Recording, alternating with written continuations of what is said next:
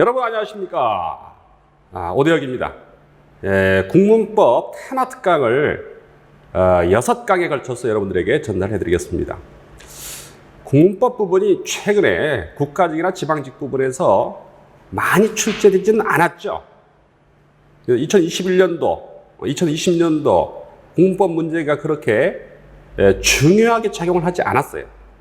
그런데 2018년, 2019년 그 이전에는 조금 문제가 많았고요. 그 이전에는 국문법을 모르면은 시험에 합격하지 못했죠. 그래서 2022년도로 어떻게 나올까요? 여러분들 장담할 수 있습니까? 국문법이 안 나온다고? 나올 수 있습니다. 어문 규정 부분도 나올 수 있고요. 그래서 국문법 부분은 전반적으로 문제가 그렇게 까다롭게 나오진 않지만 헷갈릴 수 있고 문제가 되는 지점들을 명확히 짚어두는 게 우선은 급한 대로 해내야 될 부분이라고 생각합니다. 자, 이번 테마 특강에서는 국문법 부분에서 6강에 걸쳐서 정말 중요하다, 이것만큼 꼭 알아야 돼 라고 느끼는 그런 부분의 문제를 우리가 살펴보고 정리해 보도록 하겠습니다. 첫 번째, 제1강은 언어와 구어의 특질입니다. 언어의 특질 여러분들이 다 알고 계신 거죠? 언어는 기호인데요, 내용과 형식으로 이루어져 있다라고 말을 하는데 그 안에는 자의성이라고 해서 이거 주의할 부분이죠. 자기 멋대로다.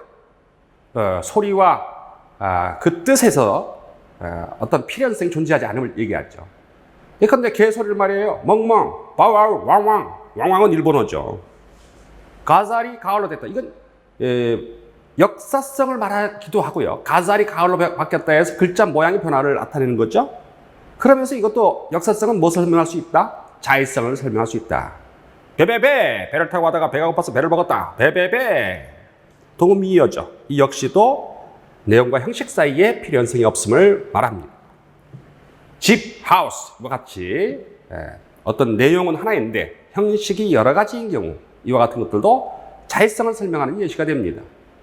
사회성은 약속이란 얘기고요. 역사성은 변한다는 거죠. 분절성은 연속되고 있는 것을 끊는다는 거죠. 문장을 뭐로 끊을 수 있어요? 어절로 끊을 수가 있죠. 어절을 또 나눈다면 어떻게 나눌 수 있을까요? 예? 음절로 또 나눌 수 있죠. 음절 부분은 또 자세하게 또 나눠본다면 형태소 같은 걸로 나눠볼 수도 있고요. 그 다음에 자음모음으로 나눠볼 수도 있고요. 이런 식으로 끊임없이 나눌 수 있는 겁니다. 언어는 연속되고 있는 것을 끊는다. 무지개 색깔을 7가지로 표현한다든가 이런 것들이 다 연속되고 있는 것을 불연속적인 것으로 끊어서 표현하는 것, 쪼개서 표현하는 것, 그런 언어의 성질이 있다. 분절성, 추상성, 어떤 공통 속성을 추출해서 꽃잎파리가 있고요, 암술수술이 있고 꽃받침도 있고 그거 지고 나면 열매도 맺히고 이런 것들을 우리 묶어서 뭐라고 하자? 꽃이라고 하자. 이런 총칭어를 만들어가는 과정을 추상화 과정이라 하고, 그런 언어의 성질을 일러서 언어의 추상성이라 한다. 개방성은 다른 말로 뭐라고 해요? 창조성이죠. 사랑이니 평화니 용, 봉황, 실제 눈에 보이지도 않고 관념적이고 추상적이고 상상의 동물들, 이런 것들을 언어를 가지고 만들어낸다, 창조해낸다. 창조성, 개방성, 이렇게 표현하죠. 이건 아주 기초적인 것인데요, 시험 문제에서 별표시를 어떻게 해놨어요? 제가 별표시 하나 했죠. 가끔 가다가 등장하는 아주 기초적인 부분입니다. 구어의 특질 별 3개나 해놨어요. 이거 시험 문제 그래도 자주 등장하고 있다는 거죠. 한 2년에 한 번씩은 여기서 등장하고 있는 거예요.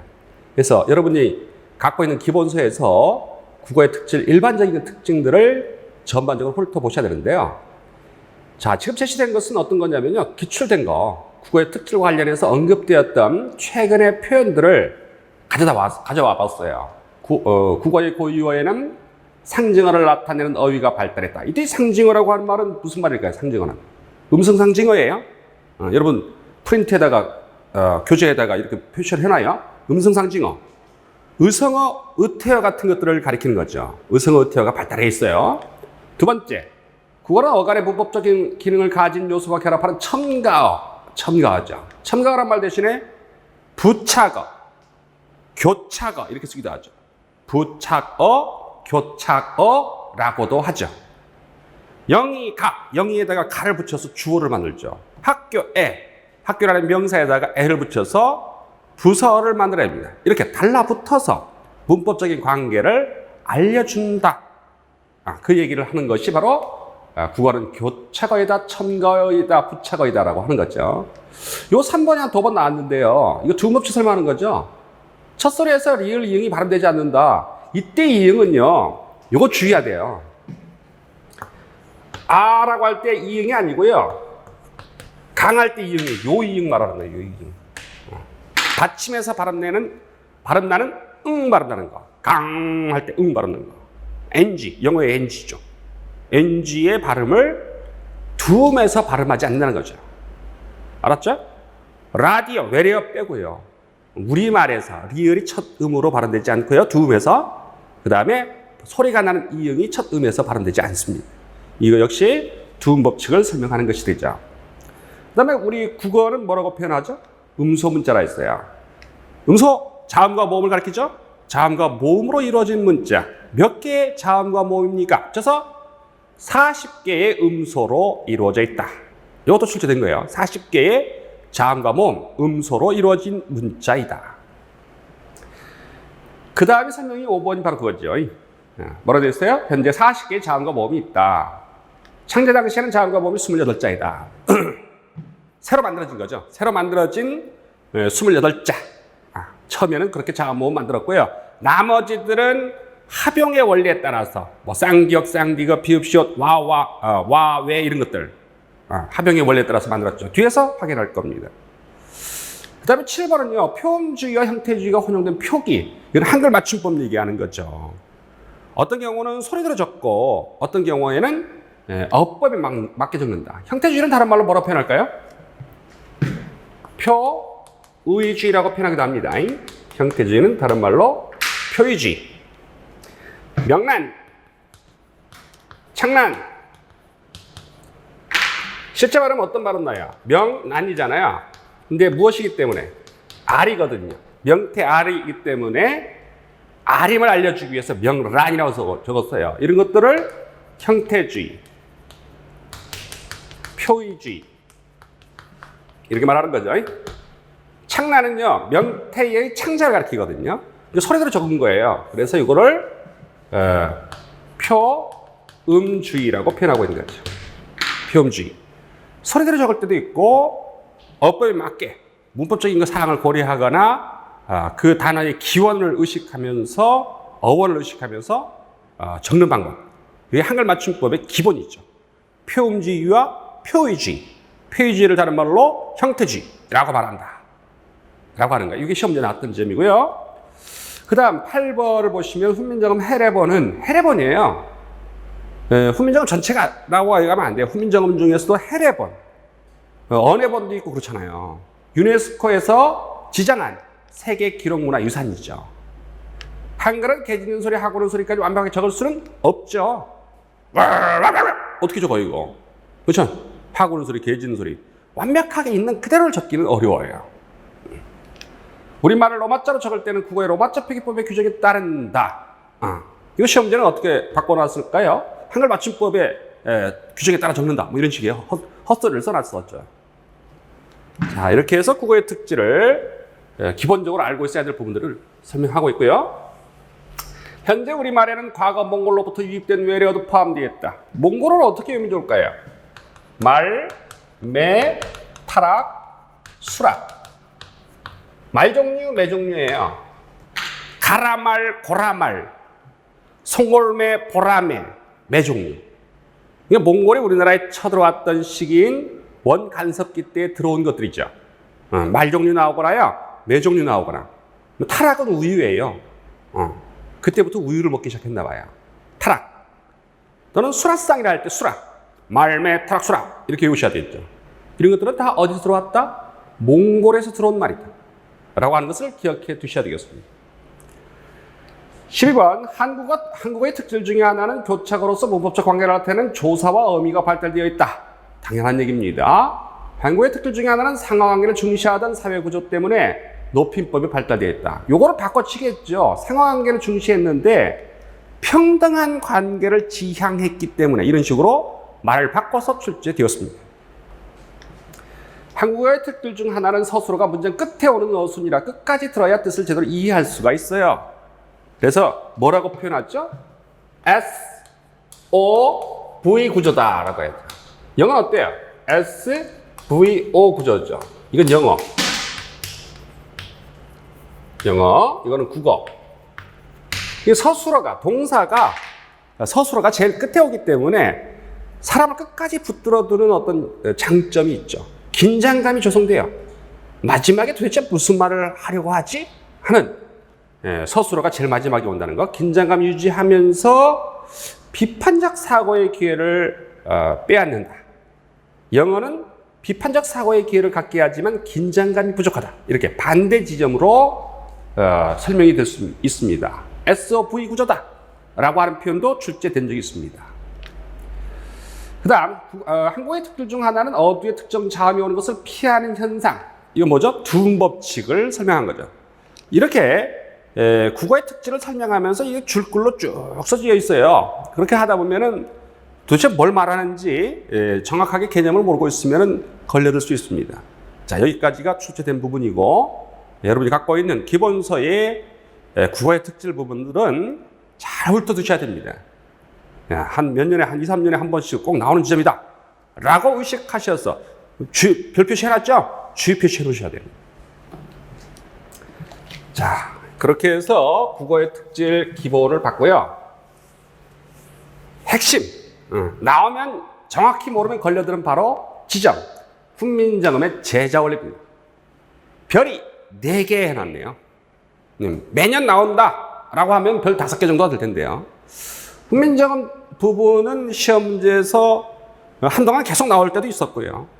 지금도 계속해서 튀어나올 수 있다고 생각하셔서 완벽하게 소화를 해둬야 될 부분이다. 이렇게 알아두셔야 되겠습니다.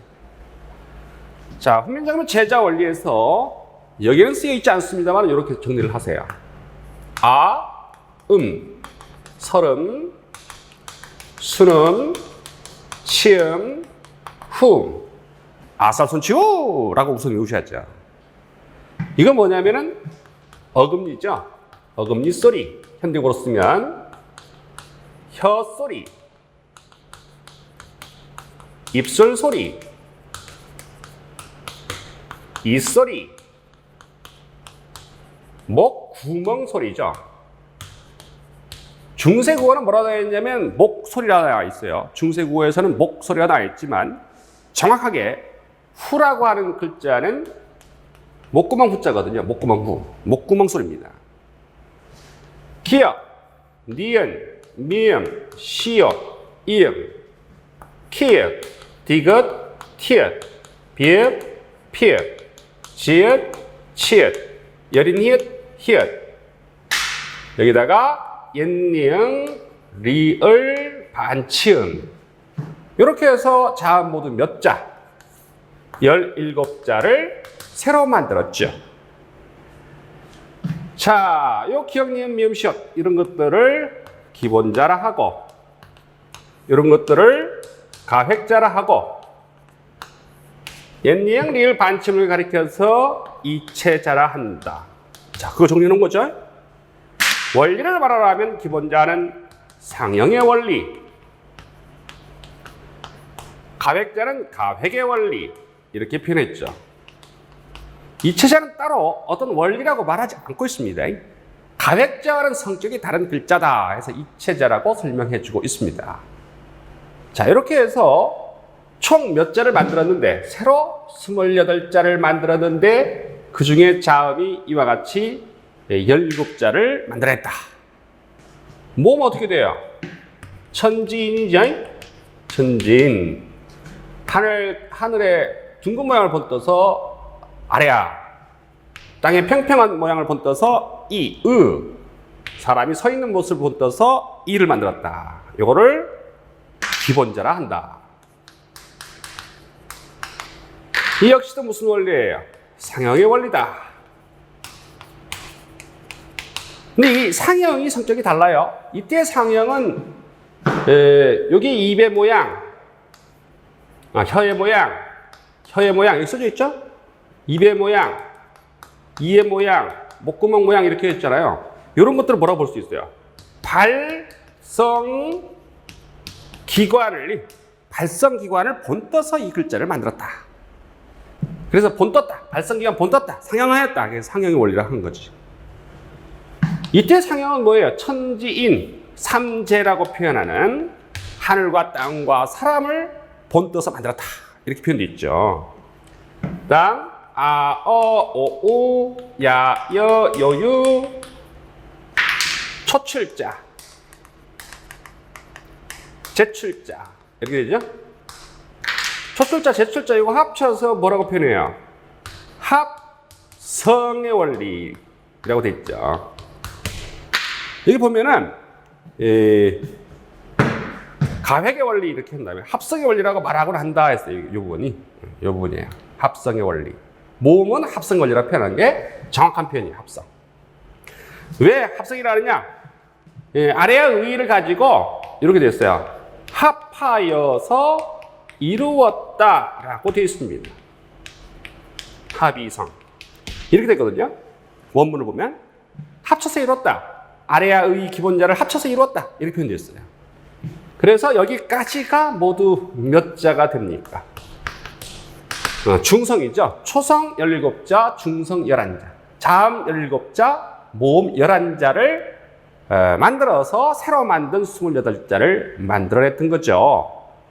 여기다가 무엇이 됩니까? 합영의 원리라고 해서 자음 중에서는 병서하여서 나란히 쓰기를 하여서 쌍기역, 쌍디귿, 쌍비읍, 쌍시옷, 쌍짓, 쌍여린 히읗이라 했는데 쌍히읗 이렇게 나오기도 해요. 쌍히읗 이렇게 되기도 합니다.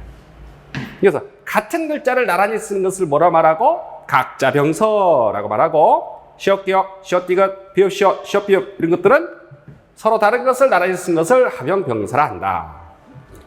병서란 말을 우리가 뭐라고 표현하기도 합니까? 중세구에는 이렇게 나와요. 갈바쓰기. 가로로 쓴다 이거예요. 가로로. 나란히 쓰는 거, 가로로 쓴 거. 갈바, 가로로 써라. 갈매기살 할 때도 이 갈이에요, 사실은. 그 다음에 연서하여서 숭여음을 만들어냈죠. 숭여음 미음, 숭여음 비읍, 숭여음 피읍 이렇게 해서 이 중에서 숭여음 비읍만 실제 사용해서 나왔죠. 숭여음 비읍만 사용됐어요. 지금도 어디에서는 경상도 방언 중에는 숭여음 비읍이 아직도 살아 있습니다. 비읍이 위로 올라가는 거예요. 이렇게 해서 숭여음 비읍이 만드는 거야. 따봐, 이거 따봐라, 이거 따봐라. 나중에 뭐로 바뀌죠? 우로 바뀌어서 더워 이렇게 바뀌는 거죠. 그 다음에 모음도 병서하여서 와워, 외워, 의 같은 모음 11자 이외의 것들은 역시 무슨 원리에 따라서 합영의 원리에 따라서 만든 것이고 이 합영의 원리에 따라 만든 글자들은 어디에 28자에 들어가지 않는다까지 기억을 해 두셔야 되겠습니다. 자, 이렇게 해서 제자 원리에 대해서 살펴봤어요. 기본으로 이건 외우셔야 됩니다. 무슨 일이 있어도 외우셔야 돼요. 나오면 걸리니까 정확하게 체크를 해야 될 부분이에요. 자, 그 다음 자음 기본자를 만든 것에 대해서 이 시험 문제 나왔던 지점인데 표현하는 거 있잖아요. 요 한자 표현도 막 나왔어요. 니은 지점 시험 나왔었거든요. 기억은 혀뿌리가 목구멍을 막는 모양을 번떴다. 한자가 이것도 돼요. 상, 설, 근, 해, 후, 지형이죠. 말 보면 어때요? 말을 그대로 보면 상, 본떴다거든요. 설근, 혀뿌리가, 패, 닫을 패자, 목구멍 후자. 목구멍을 닫을 때의 모양을 본떴다 이 뜻이에요. 상설근, 패후지형. 그림을 그려보면 어때요? 이렇게 해서 그림 잘 그리죠, 제가. 이렇게 되는 거예요. 글자 모양. 여기에서 기억이 났다는 거죠. 그라고 할 때. 이 해부도가 해부학적인 요소가 들어있는 거죠. 니에는 혀가 윗잇몸에 닿은 모양을 본떴다. 상, 설부, 상악, 지형 이렇게 되는 거죠. 혀가 윗잇몸에 붙을 때의 모양을 본떴다. 상설부, 상악지형. 미음은 입의 모양을 본떴다. 상구형, 입구자죠? 숏은 치아의 모양을 벗었다. 상치형. 그러니까 아서순 치후라고 할 때 치후까지는 똑같아요. 근데 순이 아니야. 이거 뭐라고 쓰면 안 돼요. 입술의 모양이라고 하면 안 돼요. 입의 모양이라는 거예요. 입구자 써야 돼. 상순형이 아니라 상구형이라는 사실을 잊으면 안 되겠습니다. 그 다음에 운용법으로서 이것도 어쩌다가 예전에 나온 적이 있습니다만은 조금 좀 깊이 들어가는 거죠. 고전문법 차원에서. 요거 냉 읽으면 안 돼요. 동그라미 이응이고요. 이건 옛이응이 들어있는 거예요. 내중 소리는 다시 첫 소리를 쓰느니라. 내중 소리니까 뭐예요? 종성이죠. 받침에는요, 초성을 다시 쓴다. 예컨대 겉격회 여러만 하니 용비어천가를 보면 지읒 받침으로 들어있어요. 여기에 기역부터 희역까지 쓰는데 받침에도 기역부터 희역까지 다 쓴다 이런 얘기예요. 종성부용 초성. 그런데요, 이렇게 써놨는데 해례본을 보게 되면 해례본을 보게 되면은 숏 받침 형태가 나오거든요. 이게 뭐냐면 팔종성법이에요. 팔종성법. 그 다음에 그 언해본 있죠, 언해본. 그 해례본 안에서 요 설명도 나와 있고요. 언해본 같은 것도 팔종성법이에요. 어디 나오냐면 나란 말씀이 등기게 달아 문자로 서로 삼맞디. 숏 받침 들어가 있거든요. 원래 숏 받침이 아니라 그 초기만 하더라도 여기 치읓이 들어갈 때래요. 치읓. 그래서 팔종성법을 취하고 있죠. 기역, 니은, 디귿, 리을, 미음, 비읍, 숏, 옛니응을 받침으로 썼습니다. 요게 문제가 됐던 것 중에 하나가 뭐냐면은 중세 국어의 보편적인 받침은 어떤 거냐? 팔종성법이었다. 라고 하는 부분도 시험 문제에 나왔습니다. 이 기출문제만 가지고 얘기하는데도 할 얘기가 좀 많네요. 그 다음, 첫 소리를 어울렀을 때면 갈바스라, 나란히 써라. 뭐 말하는 거예요? 쌍기역, 쌍디귿, 쌍비비고, 숏기역, 숏디귿, 비읍숏 이런 거. 각자 명사, 합형명사. 앞에 보였던 거야. 그걸 설명하는 거죠. 이, 아, 와, 야 이런 것들은 오른쪽에 붙여 쓰라. 부서법 설명하는 거라 이거예요. 그러니까 기역이 있어요.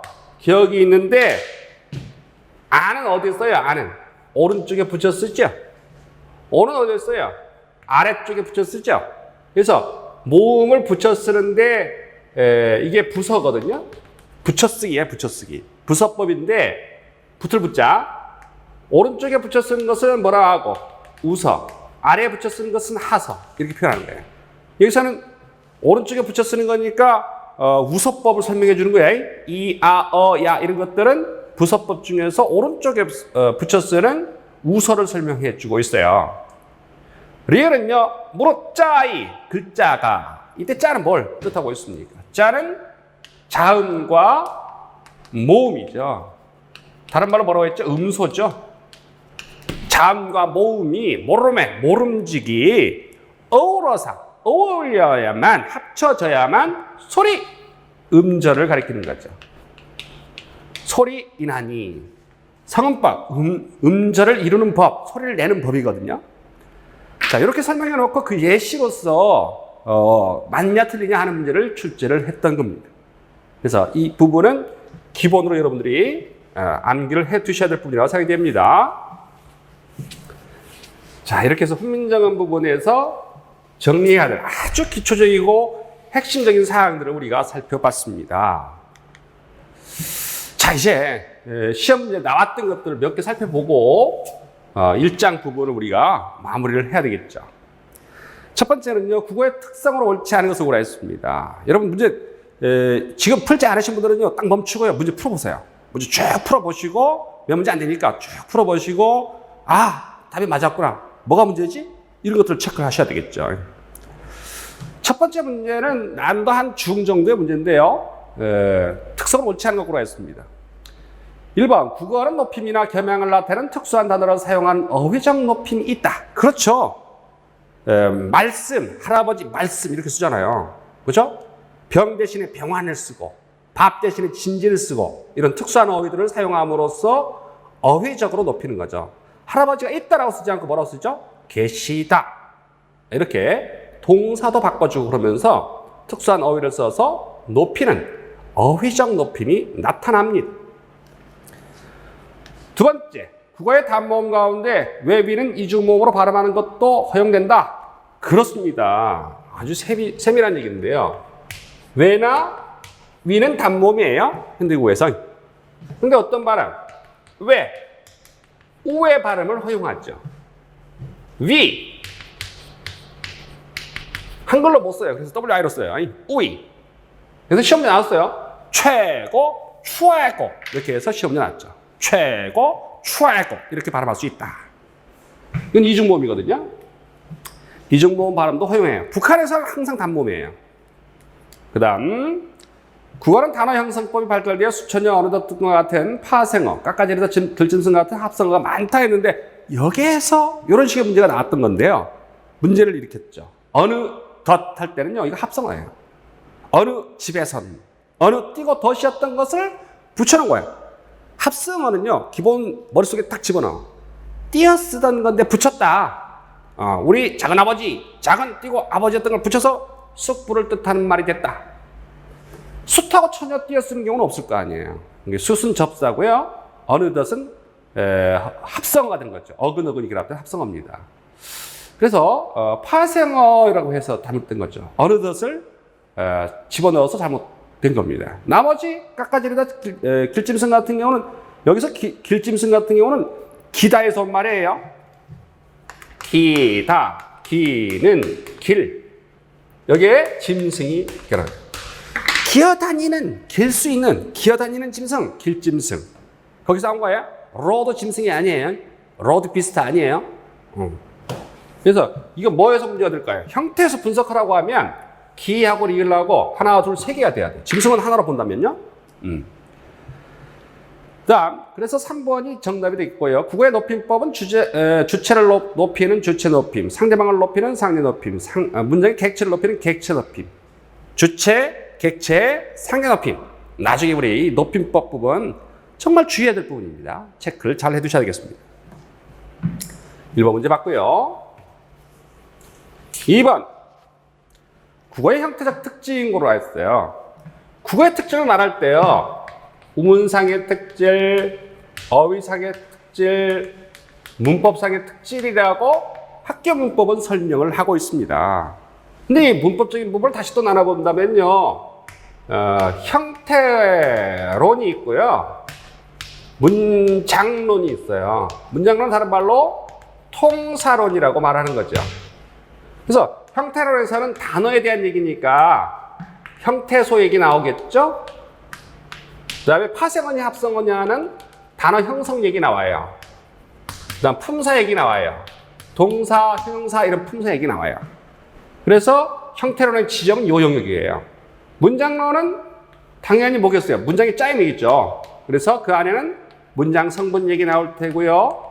문장 짜임에서 아는 문장, 이어진 문장 이런 얘기 나오겠죠. 높임법도 나올 테고요.